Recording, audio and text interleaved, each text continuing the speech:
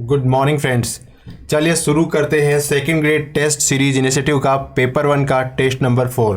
पहला प्रश्न, चोकला नस्ल किससे संबंधित है? बकरी से, गाय से, भेड़ से या भैंस से? यानी चोकला है वो किस पशु की नस्ल है? गाय, बकरी की है, गाय की है, भैंस की है या भेड़ की है?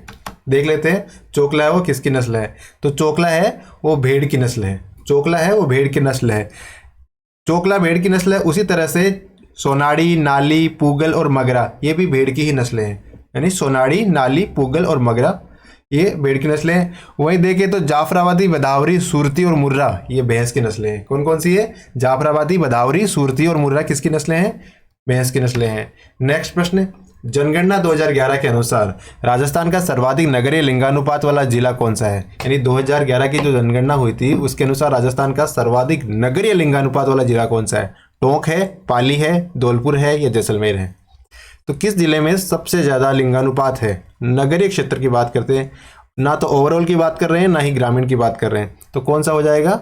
टोंक, पाली, धौलपुर या जैसलमेर? तो टोंक है ना वो नगरीय लिंगानुपात के मामले में सबसे ज़्यादा है। और ग्रामीण लिंगानुपात के मामले में कौन सा है? पाली। क्यों? पाली का लिंगानुपात कितना है? 1003 है। ठीक है, पाली का लिंगानुपात, ग्रामीण लिंगानुपात 1003 है। वहीं टोंक का नगरीय लिंगानुपात 985 है। और सबसे कम ग्रामीण लिंगानुपात वाला जिला कौन सा है? तो सबसे कम ग्रामीण लिंगानुपात वाला जिला धौलपुर है। चलिए नेक्स्ट प्रश्न पे चलते हैं। इसका आंसर तो टोंक हो ही गया। बिड़ला व्हाइट सीमेंट का कारखाना कहाँ पे है? गोटन नागौर में है, भोपाल सागर चित्तौड़गढ़ में है, खारिया खंगार जोधपुर में है या ब्यावर अजमेर में है? तो देख लेते हैं बिड़ला व्हाइट सीमेंट का कारखाना कहाँ पे है। तो बिड़ला व्हाइट सीमेंट का कारखाना खारिया खंगार जोधपुर में है। कहाँ पे है? खारिया खंगार जोधपुर में बिड़ला व्हाइट सीमेंट का कारखाना है। ठीक है, वहीं अगर जेके व्हाइट सीमेंट की बात करें, जेके व्हाइट सीमेंट कहाँ पे है? तो जेके व्हाइट सीमेंट नागौर में है। वहीं कृष्णा मिल और एडवर्ड मिल के कहाँ पे है? ब्यावर में है। ये किस चीज़ की मिलें हैं? ये सूती वस्त्र की मिलें हैं। ठीक है, नेक्स्ट प्रश्न पे चलते हैं। एकलिंग जी धार्मिक पर्यटन स्थल, एकलिंग जी धार्मिक पर्यटन स्थल किस जिले में है? राजसमंद में, उदयपुर में है, डूंगरपुर में है, जयपुर में? एकलिंग जी धार्मिक पर्यटन स्थल किस जिले में है? राजसमंद, उदयपुर, डूंगरपुर या जो मंदिर है वो उदयपुर में है। वहीं अगर हम बात करें गोविंद देव जी के मंदिर की, तो गोविंद देव जी का मंदिर कहाँ है? तो हमारी राजधानी में गोविंद देव जी का मंदिर है, यानी जयपुर में गोविंद देव जी का मंदिर है। चलिए नेक्स्ट प्रश्न पे चलते हैं। निम्नलिखित में से कौन सा जिला मुख्यालय राजस्थान की अंतर्राष्ट्रीय सीमा रेखा से भौगोलिक रूप से सर्वाधिक दूर है? मतलब अगर अंतर्राष्ट्रीय सीमा रेखा की बात करें तो ये पाकिस्तान से लगती है। कौन सा जिला मुख्यालय है इनमें से जो पाकिस्तान की सीमा से सर्वाधिक दूर स्थित है? तो ये बाड़मेर, जैसलमेर, बीकानेर और श्रीगंगानगर, ये चारों जिले ही ऐसे हैं जो कि सीमावर्ती जिले हैं। तो यहाँ से जो जिला मुख्यालय की दूरी सबसे दूर है वो है बीकानेर। बीकानेर की दूरी पाकिस्तान के साथ जो हमारी रेड क्लिप रेखा लगती है उससे सर्वाधिक दूरी पे स्थित है। चलिए नेक्स्ट प्रश्न देखते हैं। निम्न में से राज्य का कौन सा क्षेत्र प्रमुख अलसी उत्पादक है? यानी अलसी का उत्पादन कौन सा क्षेत्र करता है? उत्तरी क्षेत्र यानी घग्गर वाला, या फिर उत्तरी तो घग्गर एक ही हो गया, उत्तरी पश्चिमी करता है या हाड़ौती वाला क्षेत्र करता है? कौन सा क्षेत्र करता है? तो अलसी का उत्पादन हमारा दक्षिणी पूर्वी भाग करता है, या यूं कहें हाड़ौती वाला भाग करता है, या दूसरे शब्दों में कहें तो कोटा, बूंदी, बारा, झालावाड़ वाला क्षेत्र है ना वो अलसी का उत्पादन करता है। कौन सा क्षेत्र करता है? हाड़ौती क्षेत्र। ठीक है, चले नेक्स्ट प्रश्न पे। IFSR 2021 के अनुसार, जो अभी फॉरेस्ट रिपोर्ट आई है ना 2021 में, उसके अनुसार राज्य के किस जिले में वन क्षेत्र में सर्वाधिक वृद्धि हुई है? जो अभी वन रिपोर्ट आई है 2021 में, तो राजस्थान में किस जिले में वन क्षेत्र में सर्वाधिक वृद्धि हुई है? तो ये अजमेर में हुई है, जालौर में हुई है, सिरोही में हुई है, जयपुर में हुई है। तो जो नई रिपोर्ट के अनुसार वन क्षेत्र में सर्वाधिक वृद्धि किस जिले में हुई है? अजमेर में हुई है। ठीक है, तो 19 जिले ऐसे हैं जहाँ पे वनों में वृद्धि हुई है। वहीं अगर 14 जिले ऐसे हैं जहाँ के वन क्षेत्र में कमी हुई है। ठीक है, चलिए नेक्स्ट प्रश्न पे चलते हैं। राज्य में वार्षिक वर्षा की प्रवृत्ति किस ओर घटती जाती है? मतलब अगर ऐसे देखते हैं कि यहाँ पे वर्षा ज़्यादा हो रही है, उससे आगे चले तो कम, उससे आगे और कम, उससे आगे और कम, तो किधर से किधर जाने पे कम होती जाती है? पश्चिम से पूर्व, पूर्व से पश्चिम, दक्षिण से उत्तर या उत्तर से दक्षिण। तो इसका आंसर क्या हो जाएगा, ये तो सबको पता ही है। पूर्व से पश्चिम की तरफ जाते हैं तो वार्षिक वर्षा की जो प्रवृत्ति है या जो वार्षिक वर्षा की मात्रा है वो कम होती जाती है। नेक्स्ट प्रश्न है, पार्वती नदी का उद्गम कौन से क्षेत्र से होता है? पार्वती नदी का उद्गम कौन से क्षेत्र से होता है? सिरोह से होता है। सिरोह कहाँ पड़ता है? मध्य प्रदेश में पड़ता है। देवास भी मध्य प्रदेश में पड़ता है, वहाँ से होता है। या भोपाल मध्य प्रदेश से होता है, या जो अपने राजस्थान के मांडल की पहाड़ियाँ हैं जो भीलवाड़ा में है वहाँ से होता है। तो पार्वती नदी का उद्गम कहाँ से होता है? भोपाल मध्य प्रदेश से तो नहीं होता, तो ये कहाँ से होता है? सिरोह क्षेत्र है ना जो मध्य प्रदेश में, वहाँ से पार्वती नदी का उद्गम होता है। ठीक है, नेक्स्ट प्रश्न पे चलते हैं। पैराबोलिक बालू का स्तूप, पैराबोलिक बालू का स्तूप है ना, सर्वाधिक रूप से कहाँ मिलते हैं? किस जिले में पैराबोलिक बालू का स्तूप मिलते हैं? बीकानेर में है, सीकर में है, चूरू में है, या बाड़मेर में है? कहाँ पे है पैराबोलिक बालू का स्तूप? कहाँ पे है? तो बीकानेर में सर्वाधिक पैराबोलिक बालू का स्तूप मिलते हैं। ठीक है, ये वैसे तो पूरे मरुस्थल में पाए जाते हैं, लेकिन अगर ज़्यादा मात्रा की बात करते हैं तो ये कहाँ मिलते हैं? ये अपने बीकानेर जिले में मिलते हैं। वहीं अगर बरखान की बात करें तो बरखान भी सूरतगढ़, सीकर, चूरू, भालेरी, ओशिया, इन क्षेत्रों में बरखान बालू का स्तूप मिलते हैं। राज्य के कौन से जिलों में 15 जनवरी 2022 को गांधी बधिर महाविद्यालय का उद्घाटन किया गया? किस जिले में एक महाविद्यालय बनाया गया है? किसके लिए? बधिरों के लिए। उसका नाम रखा गया है गांधी बधिर महाविद्यालय। इसका उद्घाटन किस जिले में किया गया है? जयपुर में किया गया है, जोधपुर में किया गया है, अजमेर में किया गया है, बीकानेर में किया गया है। तो बधिर महाविद्यालय की स्थापना कहाँ पे की गई है? तो ये अपने जोधपुर शहर में की गई है। कहाँ की गई है? गांधी बधिर महाविद्यालय की स्थापना कहाँ पे की गई है? जोधपुर में की गई है। नेक्स्ट प्रश्न है, इंदिरा गांधी मातृत्व पोषण योजना, योजना का नाम है इंदिरा गांधी मातृत्व पोषण योजना। इसका शुभारंभ कब किया गया? इंदिरा गांधी मातृत्व पोषण योजना का शुभारंभ कब किया गया? तो इस योजना का शुभारंभ 19 नवंबर 2020 को किया गया। कब किया गया? इंदिरा गांधी मातृत्व पोषण योजना का शुभारंभ 19 नवंबर 2020 को किया गया। कब किया गया? 19 नवंबर 2020। जो योजनाओं के प्रश्न हैं इनमें ये पूछा जाता है कि इसका शुभारंभ एक तो कहाँ से किया गया और ये कब किया गया। तो इंदिरा गांधी मातृत्व पोषण योजना की शुरुआत कहाँ से की गई? तो ये अपने जो दक्षिण वाला क्षेत्र है, जो आदिवासी बहुल इलाका है, वहाँ से की गई थी, लेकिन अभी 2022-23 के बजट से पूरे राजस्थान में लागू कर दिया गया है। ठीक है, चलिए नेक्स्ट प्रश्न पे चलते हैं। डॉक्टर दयाराम साहनी ने कौन से वर्ष में बीजक डूंगरी को उत्खनन करने के लिए चिन्हित किया था? यानी दयाराम साहनी साहब ने किस वर्ष में जो अपनी जयपुर में बीजक की डूंगरी है ना उसको उत्खनन करने के लिए चिन्हित किया था? 1938-39 या 1937-38, 1936-37 या 39-40? तो दयाराम साहनी साहब ने बीजक की पहाड़ी का उत्खनन कब किया था? 1936-37 में किया था। ठीक है, कब किया था? 1936-37 में। और उसके बाद में थोड़े दिन ये ठंडे बस्ते में चली गई। फिर 1962-63 के अंदर हमारे जो पुरातत्वविद थे, एक तो नीलरत्न बनर्जी साहब और एक कैलाशनाथ दीक्षित साहब, इन्होंने यहाँ फिर से खुदाई की और यहाँ पे मौर्यकालीन सभ्यताओं के अवशेष यहाँ पे प्राप्त हुए हैं। चलिए नेक्स्ट प्रश्न पे चलते हैं। मेरी पुलिस मेरी दोस्त अभियान, मेरी पुलिस मेरी दोस्त अभियान कौन से जिले से प्रारंभ किया गया? यानी किस जिले की योजना है, यूं कह सकते हैं साधारण शब्दों में। तो ये अपनी डूंगरपुर जिले की योजना है। किस जिले की योजना है? मेरी पुलिस मेरी दोस्त अभियान किस जिले ने प्रारंभ किया था? ये डूंगरपुर जिले ने प्रारंभ किया था। ठीक है, चलो नेक्स्ट प्रश्न पे चलते हैं। ललित विग्रहराज, ललित विग्रहराज ग्रंथ के रचयिता कौन है? सोमेश्वर है, अजय राज है, सोमदेव है, या विग्रहराज है? ललित विग्रहराज जो ग्रंथ है उसके रचयिता कौन है? तो इसके रचयिता सोमदेव है। कौन है ललित विग्रहराज के रचयिता? सोमदेव है। ठीक है, नेक्स्ट प्रश्न पे चलते हैं। मेवाड़ की प्राचीन राजधानी, मेवाड़ की सबसे पुरानी राजधानियों में से एक है नागदा, उसको किस सुल्तान ने नष्ट कर दिया था? यानी नागदा को किस सुल्तान ने नष्ट कर दिया था? दिल्ली का सुल्तान था, उसने यहाँ नागदा में आके तांडव किया था। तो वो कौन था? इल्तुतमिश था, बाबर था, अकबर था, या मोहम्मद गोरी था? तो हमें पता है कि गोरी तो काफ़ी बाद गए, अकबर भी बाद गए, तो इसका आंसर क्या हो जाएगा? इल्तुतमिश हो जाएगा। इल्तुतमिश को जेतर सिंह ने हराया भी था, है ना। चलिए नेक्स्ट प्रश्न पे चलते हैं। राव चंद्रसेन के लिए, राव चंद्रसेन थे ना, उनके लिए संकटकालीन राजधानी क्या थी? मारवाड़ के भूले बिसरे राजा राव चंद्रसेन साहब है, इन्होंने अपनी संकटकालीन राजधानी कहाँ बनाई थी? सिवाना में, भद्राजूड़ में, या दोनों जगह, या टोडी में?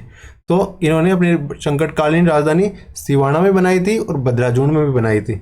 ठीक है, तो राव चंद्रसेन की जो संकटकालीन राजधानी है वो कहाँ थी? एक तो सिवाना, एक भद्राजुन, दोनों जगह थी। ठीक है, नेक्स्ट प्रश्न, बिजोलिया किसान आंदोलन कितने चरणों में पूरा हुआ? यानी जो बिजोलिया किसान आंदोलन है उसको पूरा होने में कितने चरण लगे? अंततः तो ये सफल रहा और हर एक चरण इसका सफल रहा। तो इसको पूरा होने में कितने चरण लगे? तो इसको बिजोलिया किसान आंदोलन वो 3 चरणों में चला था। कितने चरणों में चला था? और ये भारत का सबसे बड़ा किसान आंदोलन था और ये अहिंसक तौर पे चला था। नेक्स्ट प्रश्न, मानगढ़ हत्याकांड कब हुआ था? जो मानगढ़ हत्याकांड है ये कब हुआ था? 17 नवंबर 1913 या 17 नवंबर 1914? तो मानगढ़ हत्याकांड 17 नवंबर 1913 को हुआ था। कब हुआ मानगढ़ हत्याकांड? 17 नवंबर 1913 को मानगढ़ हत्याकांड हुआ था। चलिए नेक्स्ट प्रश्न पे चलते हैं। जयपुर प्रजामंडल का गठन किसने किया था? जयपुर प्रजामंडल का गठन किसने किया था? कपूर चंद्र पाटनी, कांतिलाल ने, जमनालाल बजाज ने, कन्हैयालाल सेठिया साहब ने। तो जयपुर प्रजामंडल है उसका पुनर्गठन तो अपने सीकर के कांसी का बास के निवासी थे जमनालाल बजाज और ये गांधी जी के काफ़ी करीबी माने जाते थे। इन्होंने जयपुर प्रजामंडल का पुनर्गठन किया था। नेक्स्ट प्रश्न पे चलते हैं। नर्मदा बचाओ आंदोलन की प्रणेता कौन है? एक आंदोलन चला था नर्मदा बचाओ आंदोलन, ये पर्यावरण के लिए आंदोलन चले थे। उनमें से एक प्रमुख आंदोलन है नर्मदा बचाओ आंदोलन। तो इसकी प्रणेता कौन थी? मेघा पाटकर, हेमा पाटकर, स्नेहा या करुणिमा? तो नर्मदा बचाओ आंदोलन है, इससे तो हम सर्वविदित है कि मेघा पाटकर वो नर्मदा बचाओ आंदोलन से संबंधित थी। ठीक है, नेक्स्ट प्रश्न पे चलते हैं। मारवाड़ में 1857 की क्रांति का सबसे बड़ा विद्रोह कहाँ पे हुआ था? मारवाड़ के अंदर 1857 की क्रांति का सबसे बड़ा विद्रोह कहाँ पे हुआ था? आउवा पाली में हुआ था, डूंगरगढ़ बीकानेर में हुआ था, नीमच में हुआ था या देवली टोंक में हुआ था? तो 1857 की क्रांति में जो मारवाड़ का विद्रोह है सबसे बड़ा विद्रोह कहाँ पे हुआ था? तो पता ही है आउवा पाली के अंदर हुआ था। ठीक है, वैसे अगर पूरी राजस्थान का सबसे बड़ा केंद्र की बात करें तो कहाँ हुआ था? कोटा में भी हुआ था और वहाँ तो 6 महीने तक अंग्रेजों को और वहाँ के राजा को बंदी बना लिया गया था। ठीक है, और पॉलिटिकल एजेंट को भी वहाँ मार गिराया गया था। नेक्स्ट प्रश्न पे चलते हैं। लालदास जी महाराज का जन्म कब हुआ? लालदास जी महाराज है उनका जन्म कब हुआ था? भाद्रपद कृष्ण एकादशी को हुआ, भाद्रपद कृष्ण पंचमी को हुआ, श्रावण कृष्ण एकादशी को हुआ या श्रावण कृष्ण पंचमी को हुआ? लालदास जी महाराज है उनका जन्म कब हुआ था? देख लेते हैं लालदास जी महाराज का जन्म कब हुआ था? श्रावण कृष्ण पंचमी को लालदास जी महाराज का जन्म हुआ था। ठीक है, ये लालदासी संप्रदाय के प्रवर्तक थे और इनका जन्म कहाँ पे हुआ था? हुआ कहाँ पे था? तो ये मेवात जो अपना पूर्वी राजस्थान है ना, इधर अलवर है, वहाँ पे एक गाँव है, गाँव का नाम है धोड़ीदूब। क्या नाम है? तो लालदास जी का जन्म अलवर जिले में धोड़ीदूब गाँव में हुआ था और हुआ कब था? श्रावण माह की कृष्ण पक्ष की पंचमी को हुआ था। कब हुआ था? श्रावण माह की कृष्ण पक्ष की पंचमी को हुआ था। निम्नलिखित में से कौन सा आभूषण गले में धारण किया जाता है? यानी इनमें से कौन सा आभूषण है जो गले में धारण किया जाता है? नुपुर, नेवरी, आड़ या आंवला? गले में धारण किया जाने वाला आभूषण पता करना है हमें। तो आड़ है वो गले में धारण किया जाता है। गले में धारण करने वाले और कौन कौन से आभूषण है? जैसे झालरों हो गया, छेड़ियों हो गया, कंठसरी हो गया। क्या क्या हो गया? देख लेते हैं एक बार। झालरों, ठीक है, फिर इसके बाद में देखते हैं तो छेड़ियों, कंठसरी, झालरों, छेड़ियों, कंठसरी। उसके बाद बाड़ली, बाड़लो, ठुस्सी, कंठी, नक्कस, निम्बोली, निंगोदरी, ये सारे गले के, और गले को क्या कहते हैं? कंठ भी कहते हैं, यानी कंठ के आभूषण है। और अगर हाथ के आभूषणों की बात करें तो अरसी, खंजरी, गोकरू, खांच, गजरी, अणत, ये क्या है? ये हाथ के आभूषण है। चलिए नेक्स्ट प्रश्न पे चलते हैं। झालीबाव बावड़ी कहाँ पे है? जो झालीबाव बावड़ी है वो कहाँ पे है? कुंभलगढ़ में है, रणथंभौर में है, चित्तौड़ में है या गागरोन में? तो झालीबाव बावड़ी कहाँ पे है? कुंभलगढ़ दुर्ग में है। कहाँ पे है? झालीबाव बावड़ी कुंभलगढ़ दुर्ग में है। इसे राणा कुंभा ने बनवाया था और राणा कुंभा का शासनकाल तो 15वीं शताब्दी में था, है ना? तो 15वीं शताब्दी में करवाया था। नेक्स्ट प्रश्न। वस्त्र अलंकरण की कला जिसमें आड़ी धारियां दोनों ओर से एक दूसरे को काटती हुई आ रही है, क्या कहलाती है? वस्त्र अलंकरण की कला जिसमें आड़ी धारियां दोनों ओर से एक दूसरे को काटती हुई आ रही है, क्या कहलाती है? मोटड़ा कहलाती है, लहरिया कहलाती है, धनक कहलाती है, गोटा कहलाती है? तो आड़ी धारियां दोनों ओर से एक दूसरे को काटती है तो क्या कहलाती है? वो मोठड़ा कहलाती है। क्या कहलाती है? मोठड़ा कहलाती है। क्या कहलाती है? मोठड़ा। ठीक है, नेक्स्ट प्रश्न पे चलते हैं। सवेरा रस्म में संबंधित है, नहीं सवेरा नहीं सॉरी, सेवरा रस्म संबंधित है। सेवरा रस्म है ना, कब से संबंधित है? मृत्यु से संबंधित है, जन्म से संबंधित है, विवाह से संबंधित है या भक्ति से संबंधित है? तो जो सेवरा रस्म है वो हमें पता है, कईयों के सेवरे बंद गए, कईयों के नौकरी लगने के बाद बंद जाएंगे, तो ये विवाह से संबंधित है। किससे संबंधित है? विवाह से संबंधित है। नेक्स्ट प्रश्न पे चलते हैं। मिंजर नामक रचना है, जो मिंजर नाम की पुस्तक है या रचना है, वो किसकी रचना है? कन्हैयालाल सेठिया ने लिखी, रामधारी सिंह दिनकर साहब ने लिखी, यादवेंद्र शर्मा चंद्र साहब ने लिखी या शिवचंद्र भरतिया साहब ने लिखी? तो मिंजर तो हमें पता ही है कि उन्होंने लिखी, हमारे राजस्थान के श्री कन्हैयालाल सेठिया साहब ने मिंजर नामक रचना लिखी है। ठीक है, मिंजर किसकी है? कन्हैयालाल सेठिया साहब की। अगर कन्हैयालाल सेठिया की बाकी रचनाओं की बात करें तो पाथल और पीथल होगी, मेरा युग हो गया, वनफूल हो गया, धरती धोरारी हो गया, प्रतिबिंब हो गया, कुंकू हो गया, ढीड, मिंजर। ठीक है, ऐसे बहुत सारी किताबें ने अपने कन्हैयालाल सेठिया साहब ने लिखी हैं। अगला प्रश्न, झाड़साई बोली किस बोली का उपनाम है? यानी झाड़साई बोली को ही इस दूसरी नाम से भी जाना जाता है, मेवाड़ी, ढूंढाड़ी, मेवाती या अहिरवाटी। तो झाड़साई बोली है ना, उसको ढूंढाड़ी नाम से भी जाना जाता है। किस नाम से जाना जाता है? ढूंढाड़ी नाम से भी जाना जाता है। बसंती पशु मेला कहाँ बढ़ता है? बसंती पशु मेला कहाँ बढ़ता है? सांवलिया चित्तौड़ में बढ़ता है, ब्यावर में बढ़ता है, पुष्कर में या रूपावास भरतपुर में?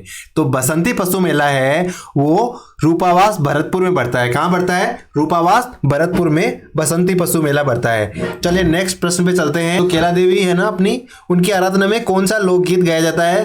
हिंडोला, जड़ा, लांगूरिया या गुडला? केला देवी जी की आराधना में कौन सा लोकगीत गाया जाता है? तो केला देवी की आराधना में लांगूरिया लोकगीत गाते हैं। कौन सा लोकगीत गाते हैं? लांगूरिया नामक लोकगीत गाया जाता है। चलिए नेक्स्ट प्रश्न पे चलते हैं। गुर्जर प्रतिहार शैली में बना किराड़ू का सोमेश्वर मंदिर, जो किराड़ू में सोमेश्वर मंदिर है वो गुर्जर प्रतिहार शैली में बना, ये तो क्लियर हो गया। अब ये पूछ रहा है कि ये किस जिले में पड़ता है, यानी किराड़ू किस जिले में पड़ता है? जोधपुर में, बीकानेर में, जैसलमेर में या बाड़मेर में? तो किराड़ू कहाँ पड़ता है? बाड़मेर में पड़ता है। और ये शैली में किस में बना है? तो ये गुर्जर प्रतिहार शैली में बना है। किस में बना है? गुर्जर प्रतिहार शैली में किराड़ू का सोमेश्वर मंदिर बना हुआ है। अगला प्रश्न है, राजस्थान की पहली महिला विधायक कौन थी? राजस्थान की पहली महिला विधायक कमला बेनीवाल थी, शारदा देवी भार्गव थी, गायत्री देवी थी या यशोदा देवी थी? राजस्थान की पहली महिला विधायक कौन थी? तो ये यशोदा देवी थी और ये बांसवाड़ा से संबंधित थी। ठीक है, राजस्थान की पहली महिला विधायक यशोदा देवी, बांसवाड़ा से संबंधित। एमएल सिंघवी समिति का गठन कब किया गया? एक समिति बनाई गई थी एमएल सिंघवी के नाम से। इस समिति का गठन कब किया गया था? तो एमएल सिंघवी समिति का गठन 1986 में किया गया। कब किया गया? एमएल सिंघवी समिति का गठन 1986 में किया गया। एमएल सिंघवी समिति का गठन कब किया गया? 1986 में किया गया। अगला प्रश्न है, वंदे भारत ट्रेन की गति क्या है? जो वंदे भारत ट्रेन है ना, आजकल खबरों में है, इसकी स्पीड क्या है? 120 किलोमीटर, 140 किलोमीटर प्रति घंटे, 160 किलोमीटर प्रति घंटे या 180 किलोमीटर प्रति घंटे? जो वंदे भारत ट्रेन है ना, उसकी स्पीड है 180 किलोमीटर प्रति घंटे। 180 किलोमीटर प्रति घंटे। ये गलती से 120 आया है, लेकिन वंदे भारत ट्रेन की गति है ना, वो 180 किलोमीटर प्रति घंटे है। चलिए नेक्स्ट प्रश्न पे चलते हैं। आरपीएससी का मुख्यालय कहाँ पे है? जो राजस्थान पब्लिक सर्विस कमीशन है उसका मुख्यालय कहाँ पे है? जयपुर में है, अजमेर में है, कोटा में है या उदयपुर में? तो आरपीएससी का जो मुख्यालय है वो अजमेर में है। कहाँ पे? घूघरा घाटी, अजमेर में आरपीएससी का मुख्यालय है। अगले प्रश्न पे चलते हैं। आरपीएससी का मुख्यालय अजमेर में है। नेक्स्ट प्रश्न, भारत चाइना का 2021 में व्यापार कितने डॉलर है? कितने बिलियन डॉलर है? यूं कहे 125 billion dollar, 150 billion dollar, 75 billion dollar या 100 बिलियन डॉलर?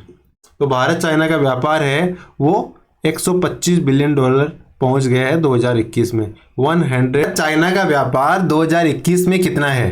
कितने बिलियन डॉलर है? तो 125 बिलियन डॉलर है। ठीक है, इंडिया और चाइना का व्यापार 2021 में बढ़कर 125 बिलियन डॉलर पे पहुंच गया है। नेक्स्ट प्रश्न, विधानसभा अध्यक्ष कौन है? वर्तमान में राजस्थान विधानसभा के अध्यक्ष कौन है? सीपी जोशी साहब है, गहलोत साहब है, राजेंद्र पारिक साहब है या शांति धारीवाल साहब है? तो राजस्थान विधानसभा के जो वर्तमान अध्यक्ष है वो सीपी जोशी साहब है। कौन है? राजस्थान विधानसभा के वर्तमान अध्यक्ष कौन है? सीपी जोशी साहब राजस्थान विधानसभा के वर्तमान अध्यक्ष है। नेक्स्ट प्रश्न है, निम्न में से भीलवाड़ा जिले का शुभंकर कौन सा है? भीलवाड़ा जिला है, उस जिले का शुभंकर कौन सा है? मोर है, खड़मोर है, सांभर है या बाघ है? भीलवाड़ा जिले का शुभंकर मोर, खड़मोर, सांभर या बाघ? तो भीलवाड़ा जिले का शुभंकर हो जाएगा मोर। क्या हो जाएगा? मोर है ना, वो भीलवाड़ा जिले का शुभंकर है। नेक्स्ट प्रश्न है, कैक्टस गार्डन कहाँ पे है? कैक्टस गार्डन है वो कहाँ पे है? बीकानेर में है, जैसलमेर में, अजमेर में या चूरू में? तो कैक्टस गार्डन कहाँ पे है? जैसलमेर में है। कैक्टस गार्डन कहाँ पे है? जैसलमेर में कैक्टस गार्डन है। चलिए नेक्स्ट प्रश्न पे चलते हैं। इफ्को द्वारा नैनो यूरिया की बिक्री कहाँ की जाएगी? इफ्को अपने नैनो यूरिया को कहाँ बेचेगा? राजस्थान और हरियाणा में बेचेगा, पंजाब और मध्य प्रदेश में बेचेगा, गुजरात और पंजाब में बेचेगा या उत्तर प्रदेश और मध्य प्रदेश में बेचेगा? तो इफ्को अपना यूरिया यूं कहे, नैनो यूरिया जो लिक्विड फॉर्म में आता है वो कहाँ बेचेगा? हरियाणा और राजस्थान में इफ्को अपना जो लिक्विड यूरिया है या जो नैनो यूरिया है उसे बेचेगा।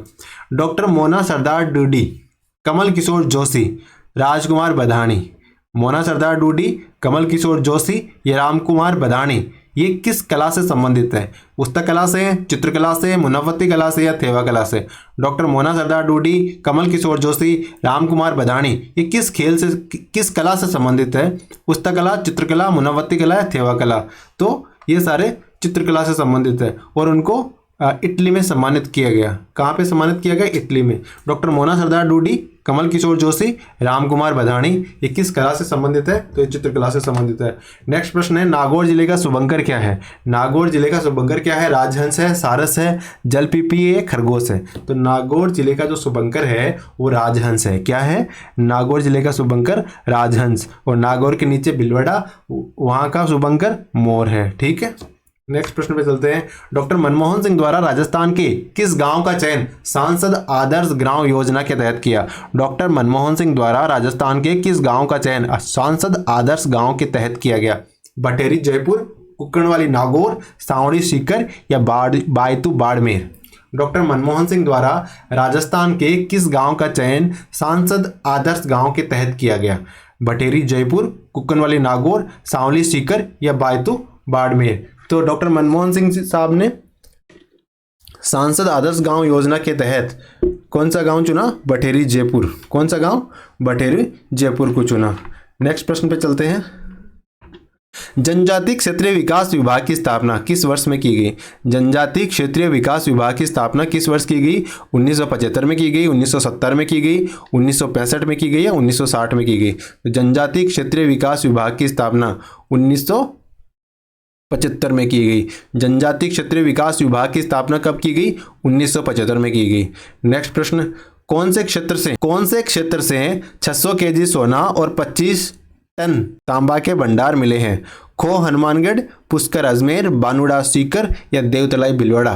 तो देवतलाई भीलवाड़ा है, वहां से 600 केजी सोना और 25 टन तांबे के भंडार मिले, यानी कॉपर के भंडार मिले हैं। ठीक है, तो हमारा उत्तर क्या हो जाएगा? देवतलाई भीलवाड़ा। देवतलाई भीलवाड़ा।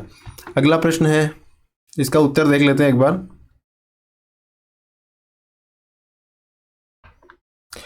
कैलीग्राफी के लिए अजमेर की किस बालिका को बाल पुरस्कार मिला है? बल पुरस्कार नहीं है, ये बाल पुरस्कार है। कैलीग्राफी के लिए अजमेर की किस बालिका को बाल पुरस्कार मिला है? गौरी माहेश्वरी को, छवि राजावत को, सुषमा मित्तल को या मोना जांगेड़ को? तो कैलीग्राफी के लिए अजमेर की बालिका है गौरी महेश्वरी, उनको क्या मिला है? बाल पुरस्कार मिला है। ठीक है, कैलीग्राफी के लिए मिला है। किन्हें? गौरी महेश्वरी को। और गौरी महेश्वरी का संबंध किस जिले से है? तो इनका संबंध अजमेर जिले से है। अगला प्रश्न है, राज्य में किस स्थान पर लेपर्ड सफारी नहीं है? यानी बाकी जो स्थान है इन ऑप्शन में, वहाँ पे तो लेपर्ड सफारी है, लेकिन एक वह जगह आइडेंटिफाई करना है जहाँ पे ऑफिशियल लेपर्ड सफारी नहीं है। तो चक श्रीगंगानगर, झालाना जयपुर, जवाई पाली या आमागढ़ जयपुर? तो इसका आंसर क्या हो जाएगा? चक श्रीगंगानगर में लेपर्ड सफारी नहीं है और बाकी तीनों जगह लेपर्ड सफारी है। कौन कौन सी तीनों जगह हो गई वो? झालाना जयपुर, जवाई पाली और आमागढ़ जयपुर। ठीक है, नेक्स्ट प्रश्न है, किस स्थान पर मृगवन नहीं है, यानी बाकी 3 जगह तो मृगवन है लेकिन एक स्थान ऐसा है जहाँ पे मृगवन नहीं है। तो पुष्कर, माचे सफारी जोधपुर, सज्जनगढ़ उदयपुर और तलवाड़ा बाड़मेर। तो किस स्थान पर मृगवन नहीं है? तो इन ऑप्शंस के अंदर जो तलवाड़ा बाड़मेर है वहाँ पे मृगवन नहीं है, और बाकी जो 3 विकल्प है पुष्कर, माचे सफारी और सज्जनगढ़, यहाँ पे मृगवन है, पाए जाते हैं। अशोक मनेरिया का संबंध किस खेल से है? यानी अशोक मनेरिया एक खेल खेलते हैं और उस पर्टिकुलर खेल में ये कप्तान है उस टीम के। तो कौन सा खेल खेलते हैं? क्रिकेट खेलते हैं, बास्केटबॉल खेलते हैं, फुटबॉल खेलते हैं, टेनिस खेलते हैं। तो अशोक मनेरिया साहब है वो क्रिकेट खेलते हैं और इस बार वो राजस्थान क्रिकेट टीम के रणजी टीम के कप्तान बनाए गए थे। अगला प्रश्न है, यूरोप और एशिया को अलग करने वाली पर्वतमाला कौन सी है?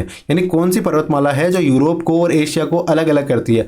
आल्प्स पर्वतमाला, यूराल पर्वतमाला, मेसेटा या ब्लैक फॉरेस्ट? तो इन पर्वतमालाओं में से कौन सी पर्वतमाला यूरोप को एशिया से अलग करती है? तो नाम से पता लगता है यूराल पर्वतमाला यूरोप को एशिया से अलग करती है। अगला प्रश्न है, नील नदी की लंबाई कितनी किलोमीटर है? नील नदी है ना, उसकी लंबाई कितनी किलोमीटर है? लगभग बताना, एग्जैक्ट नहीं होगा। 6690, 7390, 6650 या 6610? तो नील नदी की लंबाई है वो कितनी हो जाएगी? लगभग 6690 किलोमीटर है। 6690 किलोमीटर, या यूं कहे 7000 में से मात्र 10 किलोमीटर कम लंबी है नील नदी। ठीक है, ये संसार की सबसे लंबी नदी है। और सबसे ज़्यादा आयतन वाली नदी कौन सी है? तो वो अमेजन नदी है। और संसार की सबसे चौड़ी नदी कौन सी है? अमेजन नदी है। ग्लोबल 500 नामक अंतर्राष्ट्रीय पुरस्कार कब प्रारंभ किया गया? ग्लोबल 500 नामक अंतर्राष्ट्रीय पुरस्कार कब प्रारंभ किया गया? 1988 में प्रारंभ किया गया, 1986 में प्रारंभ किया गया, 1987 में प्रारंभ किया गया, 1989 में प्रारंभ किया गया। तो ग्लोबल 500 नामक अंतर्राष्ट्रीय पुरस्कार कब प्रारंभ किया गया? 1987 में प्रारंभ किया गया। कब प्रारंभ किया गया? 1987 में ग्लोबल 500 नामक अंतर्राष्ट्रीय पुरस्कार प्रारंभ किया गया। ध्रुवीय पौने कहाँ चलती है? यानी ध्रुवीय पौने हैं वो कहाँ चलती है? उत्तरी ध्रुवीय उच्च दाब पेटी में, विषुवतीय निम्न दाब पेटी में, उपोष्ण निम्न वायुदाब पेटी में, अधोध्रुवीय निम्न दाब पेटी में। तो ध्रुवीय पौने हैं वो कहाँ चलती है? ध्रुवीय उच्च वायुदाब पेटी में चलती है। ध्रुवीय पौने कहाँ चलती है? ध्रुवीय उच्च वायुदाब पेटी में चलती है।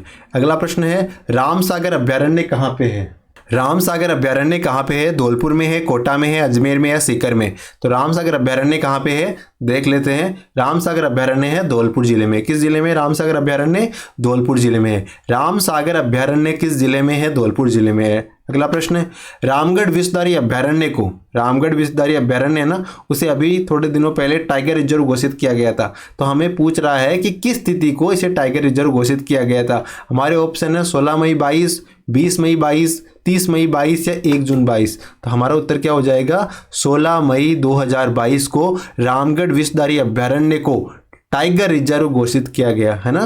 कब किया गया? 16 मई 2022। 16 मई 2022 को रामगढ़ विषधारी अभ्यारण्य को टाइगर रिजर्व घोषित किया गया।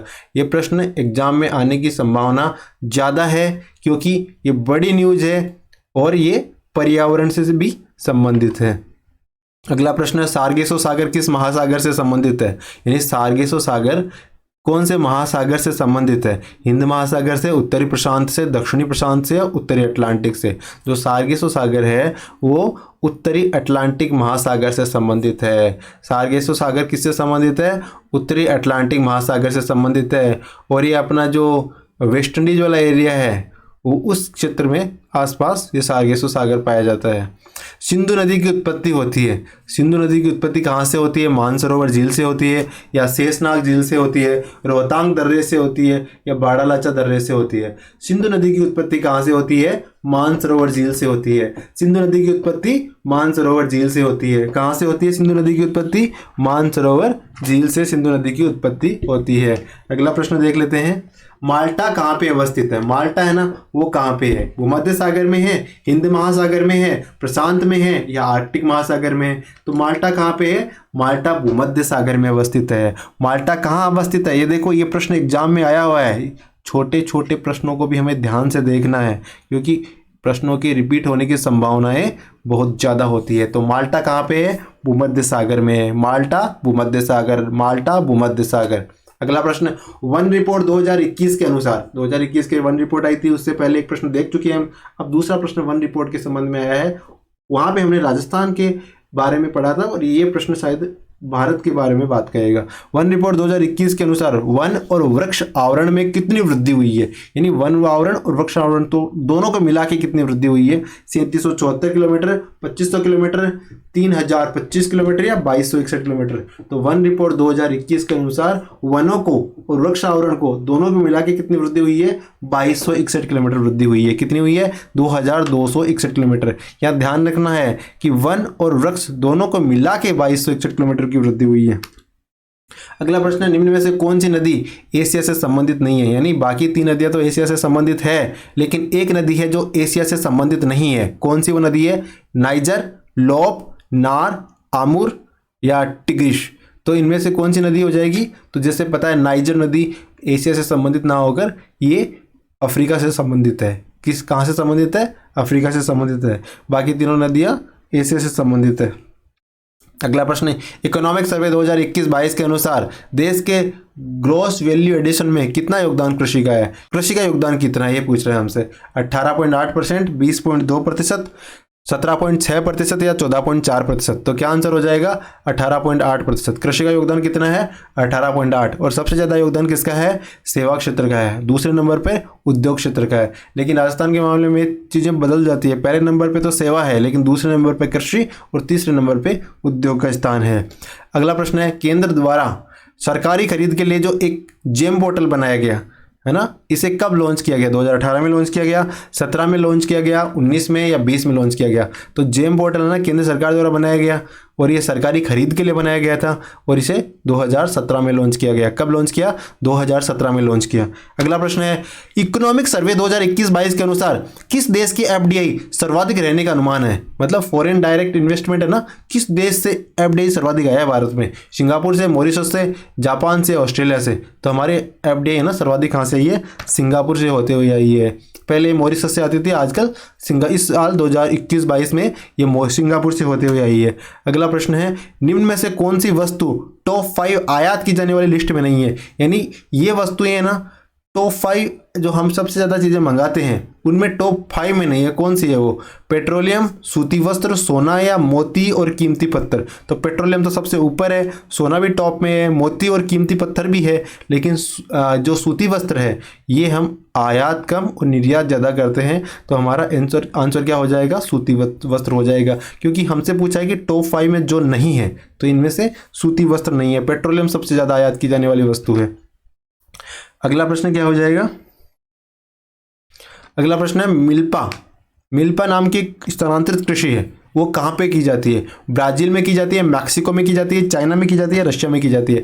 मैक्सिको की स्थानांतरित कृषि है। मिल्पा कहाँ की स्थानांतरित कृषि है? मैक्सिको की स्थानांतरित कृषि है।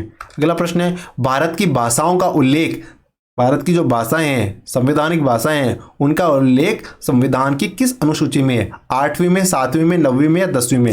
भारत की भाषाओं का उल्लेख संविधान की किस अनुसूची में है? 8वीं में, 7वीं में, 9वीं में या 10वीं में? तो भाषाओं का उल्लेख 8वीं अनुसूची में है। किस अनुसूची में है? 8वीं अनुसूची में है। भारत के संविधान में भाषाओं का उल्लेख कौन सी अनुसूची में है? 8वीं अनुसूची में है। ठीक है। अगला प्रश्न, किस वर्ष भारत ने पीटीबीटी पर हस्ताक्षर किए थे? ये पीटीबीटी क्या हो गई? Partial test ban treaty. ठीक है, इस पे हस्ताक्षर भारत ने कब किए? तो भारत ने इस पे हस्ताक्षर 1963 में ही कर दिए थे, यानी शुरुआती सालों में ही पीटीबीटी पे भारत ने हस्ताक्षर कर दिए थे, लेकिन सीटीबीटी पे भारत ने हस्ताक्षर नहीं किए। निम्न में से किस देश के पास वीटो शक्ति नहीं है? यानी इनमें से बाकी देश है उनके पास तो वीटो शक्ति है, लेकिन एक देश ऐसा जिसके पास वीटो शक्ति नहीं है। कौन सा है वो? ब्राजील है, अमेरिका है, चाइना है या रशिया है? किस देश के पास में वीटो शक्ति नहीं है? ब्राजील, अमेरिका, चाइना या रशिया? तो कौन सा देश हो जाएगा? ब्राजील के पास वीटो शक्ति थोड़ी है, ब्राजील के पास नहीं है। चाइना, रशिया, फ्रांस, ब्रिटेन और अमेरिका, इनके पास वीटो शक्ति है, लेकिन ब्राजील के पास नहीं है। तो हमारा उत्तर हो जाएगा ब्राजील, क्योंकि हमें नकारात्मक प्रश्न पूछा था कि किसके पास वीटो शक्ति नहीं है। अगला प्रश्न है, निम्न में से कौन सा अनुच्छेद सार्वभौमिक मानवाधिकारों को सुनिश्चित करता है? यानी इन अनुच्छेदों में से कौन सा अनुच्छेद सार्वभौमिक मानवाधिकारों को सुनिश्चित करता है? आर्टिकल 15, आर्टिकल 5, 35 या 25? तो आर्टिकल 15 है ना, सार्वभौमिक मानवाधिकारों को सुनिश्चित करता है। कौन सा अनुच्छेद सार्वभौमिक मानवाधिकारों को सुनिश्चित करता है। आर्टिकल 15 सार्वभौमिक मानवाधिकारों को सुनिश्चित करता है। तो ये क्योंकि किसी प्रकार की असमानता से प्रतिषेध करता है।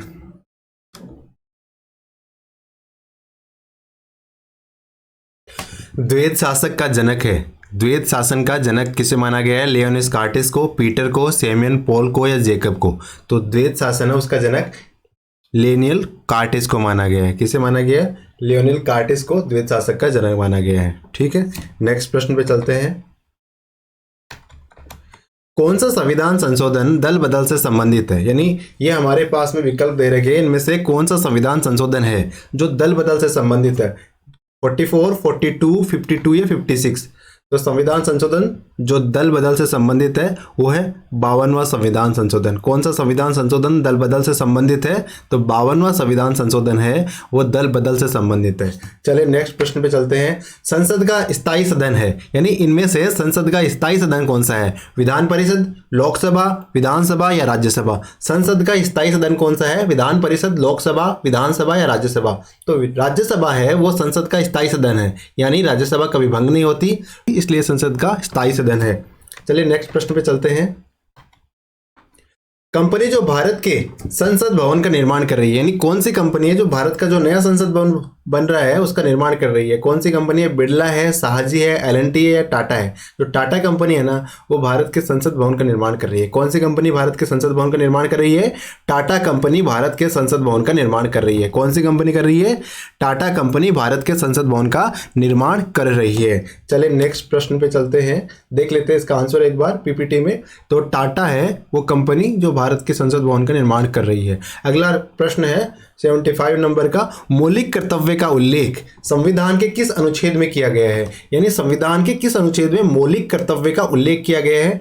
आर्टिकल 51A में, आर्टिकल 49 में, आर्टिकल 50 में या आर्टिकल 51 में? यानी 51A, 49, 50 से 51 किसमें मौलिक कर्तव्यों का उल्लेख किया गया है? तो हमें पता है कि 51 तक तो नीति निर्देशक तत्व दे रखे हैं और 51A यानी 51A वो मौलिक कर्तव्य दे रखे हैं। सरदार सवर्ण सिंह समिति के रिकमेंडेशन पे इन मौलिक कर्तव्यों का निर्माण किया गया था। अगला प्रश्न है, पीएम किसे शपथ दिलवाता है? यानी प्रधानमंत्री है ना वो इनमें से किनको शपथ दिलाता है या दिलवाते हैं? तो अस्थायी लोकसभा अध्यक्ष को दिलवाते हैं, उप प्रधानमंत्री को दिलवाते हैं या संसदीय सचिव को दिलवाते हैं या मुख्यमंत्री को दिलवाते हैं? तो इनमें से प्रधानमंत्री किनको शपथ दिलवाते हैं? तो प्रधानमंत्री संसदीय सचिव को शपथ दिलवाते हैं। यानी प्रधानमंत्री संसदीय सचिव को शपथ कौन दिलवाते हैं? तो प्रधानमंत्री होते हैं ना वो संसदीय सचिव को शपथ दिलवाते हैं। चलिए नेक्स्ट प्रश्न पे चलते हैं। संवैधानिक उपचारों का मौलिक अधिकार, संवैधानिक उपचारों का मौलिक अधिकार किस अनुच्छेद में प्रदान किया गया है? संवैधानिक उपचारों का मौलिक अधिकार किस अनुच्छेद में प्रदान किया गया है? आर्टिकल 47, 35, 40 या 32? तो आर्टिकल 32 में मौलिक अधिकारों का संवैधानिक उपचारों का अधिकार माना गया है 32 नंबर का। और हमारे बाबा साहब भीमराव अंबेडकर साहब ने आर्टिकल 32 को क्या कहा है? संविधान की आत्मा कहा है। चलिए नेक्स्ट प्रश्न पे चलते हैं। मंत्रिमंडल शब्द का प्रयोग सर्वप्रथम किस संविधान संशोधन में किया गया? यानी कौन से संविधान संशोधन में मंत्रिमंडल शब्द का प्रयोग किया गया? 44वें, 46वें, 48वें या 50वें? किस संविधान संशोधन में मंत्रिमंडल शब्द का प्रयोग किया गया था? तो 44वें संविधान संशोधन के माध्यम से पहली बार मंत्रिमंडल शब्द का प्रयोग किया गया। मूल संविधान में मंत्रिमंडल नाम का कोई शब्द है ही नहीं। ठीक है, अगला प्रश्न है, निम्न में से किसका अर्थ है विधि के लिए किस प्राधिकार से? मतलब उस टर्म का अर्थ है कि विधि के, कानून के किस प्राधिकार से, उस टर्म का अर्थ है, किसका अर्थ है? तो जो रिट होती है ना 5 रिट, उनमें से एक रिट का अर्थ होता है विधि के किस प्राधिकार से ये कार्य कर रहे हो। तो ये परमादेश होता है, उत्प्रेरण होता है, बंदी प्रत्यक्षीकरण होता है, अधिकार परीक्षा होता है। तो क्या होता है? विधि के किस प्राधिकार से किसका अर्थ है, किस शब्द का अर्थ है? तो अधिकार परीक्षा शब्द का अर्थ है, यानी आप किस अधिकार से ये कार्य कर रहे हो, ये अधिकार परीक्षा का अर्थ है। अगला प्रश्न है, शब्द चौथी सत्ता, फोर्थ पावर का प्रयोग किसके लिए होता है? न्यायपालिका के लिए होता है, संसद के लिए होता है, या प्रेस और समाचार पत्र जो अपने पेपर होते हैं ना, ये मीडिया, इनका होता है या कार्यपालिका का होता है?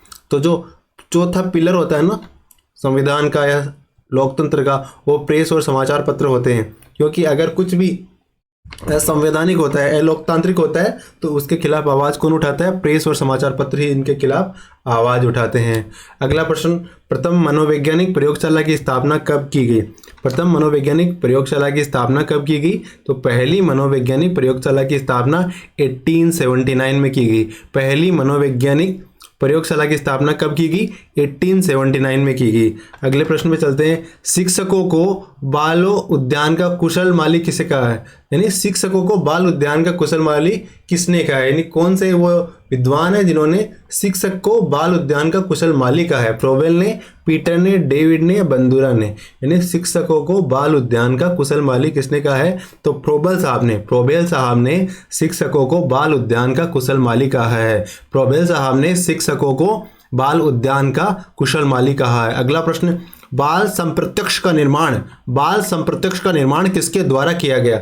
अल्बर्ट द्वारा, मूलर द्वारा, लियोपोल्ड ब्लॉक द्वारा या मुनरो द्वारा?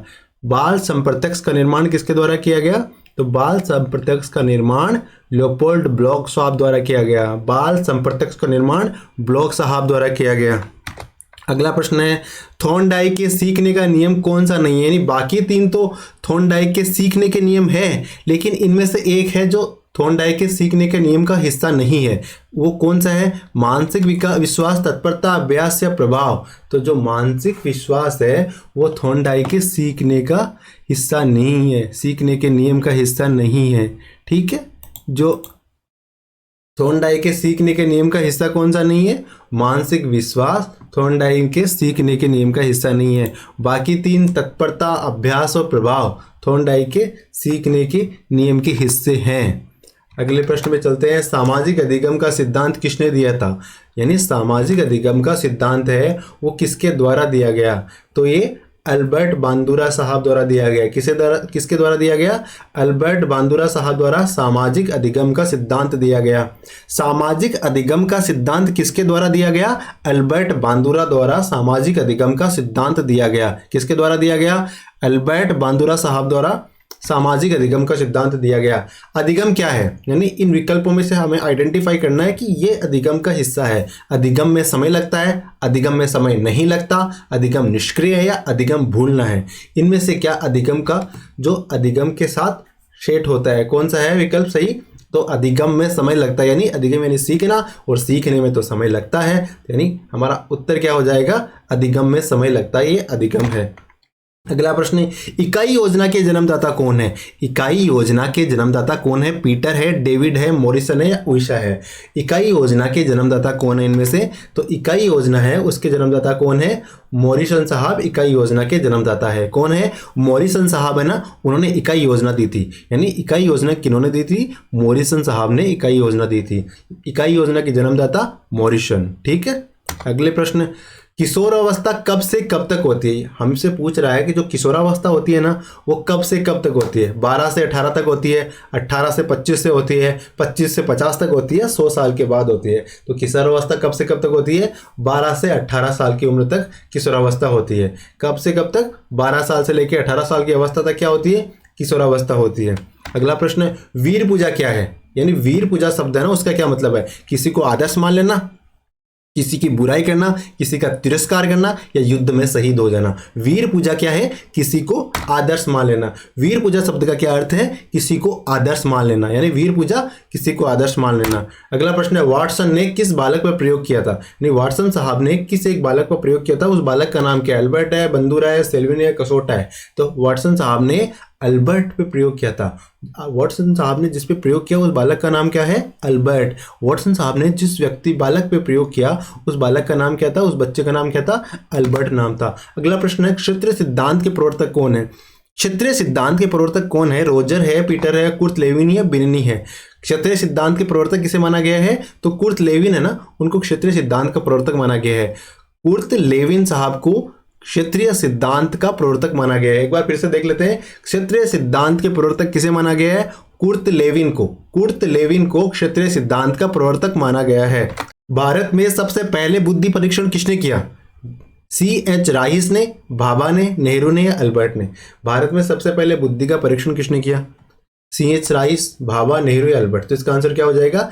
Doctor C.H. राइस साहब ने भारत में सबसे पहले बुद्धि का परीक्षण किया था? भारत में सबसे पहले बुद्धि का परीक्षण राइस साहब ने किया था, यानी चावल साहब ने किया था। ठीक है, अगला प्रश्न, सामान्य बालकों की बुद्धि लब्धि कितनी होती है? जो सामान्य बालक होते हैं ना, उनकी बुद्धि लब्धि कितनी होती है? 90 से 109, 110 से 120, 115 से 125 या 75 से 100। तो सामान्य बालकों की बुद्धि लब्धि क्या होती है? 90 से लेके 109 तक। 90 से लेके 109 तक सामान्य बालकों की बुद्धि लब्धि होती है। जो सामान्य बालक होते हैं ना, न ज़्यादा ऊपर न ज़्यादा नीचे, वैसे बालकों की बुद्धि लब्धि 90 से लेके 109 के बीच होती है। सृजनशील बालकों की विशेषता कौन सी नहीं है? यानी बाकी तीन तो सृजनशील बालकों की विशेषता है, सृजनशील बालकों की विशेषता कौन सी नहीं है, ये आइडेंटिफाई करना है। तो मौलिकता है, जिज्ञासा है, संवेदनशीलता है, अदूरदर्शी है। सृजनशील बालकों की विशेषता कौन सी नहीं है? तो मौलिकता तो होती है, जिज्ञासा भी होती है, संवेदनशीलता भी होती है, और ऐसे बालक तो दूरदर्शी भी होते हैं। तो हमारा आंसर क्या हो जाएगा? अदूरदर्शी। ऑप्शन में हमें गुमराह करने के लिए अदूरदर्शी लिखा है, तो हमारा उत्तर क्या हो जाएगा? अदूरदर्शी। यानी संवेदनशील बालक अदूरदर्शी नहीं बल्कि दूरदर्शी होते हैं। अगला प्रश्न है, बुद्धि वही है जो बुद्धि परीक्षण मापती है। यानी बुद्धि क्या है? जो बुद्धि का परीक्षण मापती है। ये किसने कहा था? डेविड ने, पीटर ने, गिलफोर्ड ने, बोरिंग ने। तो बुद्धि वही है जो बुद्धि परीक्षण मापती है, किसने कहा था? बोरिंग साहब ने कहा था। किसने कहा था? बोरिंग साहब ने क्या कहा? बुद्धि वही है जो बुद्धि परीक्षण मापती है। ठीक है, अगले प्रश्न पे चलते हैं। बहुबुद्धि सिद्धांत का प्रतिपादन, बहुबुद्धि सिद्धांत का प्रतिपादन किसके द्वारा किया गया? हार्वर्ड गार्डनर के द्वारा किया गया, मलान के द्वारा किया गया, थॉमसन के द्वारा किया गया, या मूलर के द्वारा किया गया? बहुबुद्धि सिद्धांत का प्रतिपादन किसके द्वारा किया गया? तो बहुबुद्धि सिद्धांत का प्रतिपादन हार्वर्ड गार्डनर साहब द्वारा किया गया। बहुबुद्धि यानी बहुत सारी बुद्धि सिद्धांत का प्रतिपादन किसके द्वारा किया गया? हार्वर्ड गार्डनर साहब द्वारा किया गया। किसके द्वारा? हार्वर्ड गार्डनर साहब द्वारा बहुबुद्धि सिद्धांत का प्रतिपादन किया गया। अगले प्रश्न पे चलते हैं। रेटिंग स्केल विधि है। रेटिंग स्केल विधि क्या है? व्यक्तिनिष्ठ परीक्षण है, प्रक्षेपण विधि है, वस्तुनिष्ठ परीक्षण है, या मनोविश्लेषण विधि है?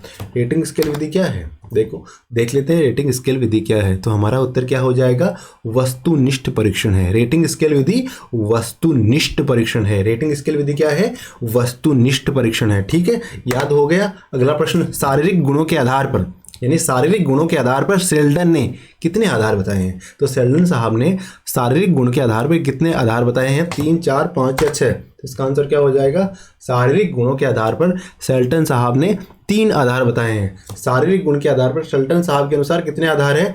3 आधार है। अगला प्रश्न, इंदिरा शक्ति ऐप कब लॉन्च की गई? यह बहुत ही महत्वपूर्ण क्वेश्चन है क्योंकि 2022 में ये की गई है, इस कारण इसको याद करना आवश्यक हो जाता है। तो ये मार्च के महीने में की गई थी। 8 मार्च को विश्व महिला दिवस होता है, उसके अगले दिन इंदिरा शक्ति ऐप को लॉन्च किया गया। 9 मार्च 2022 को इंदिरा शक्ति ऐप को लॉन्च किया गया। अगला प्रश्न है, पटोला महादेव कहाँ पे है? पटोला महादेव भीलवाड़ा में है, सीकर में है, अजमेर में है, जयपुर में। तो पटोला महादेव पूर्व भीलवाड़ा में। कहाँ पे है? पूर्व भीलवाड़ा में पटोला महादेव है। ठीक है, थैंक यू फॉर ज्वाइनिंग। आने वाले 40 लगातार टेस्ट पेपर करने हैं, एक भी नहीं छोड़ना है। ठीक है, थैंक यू। पढ़ते रहो, बने रहो।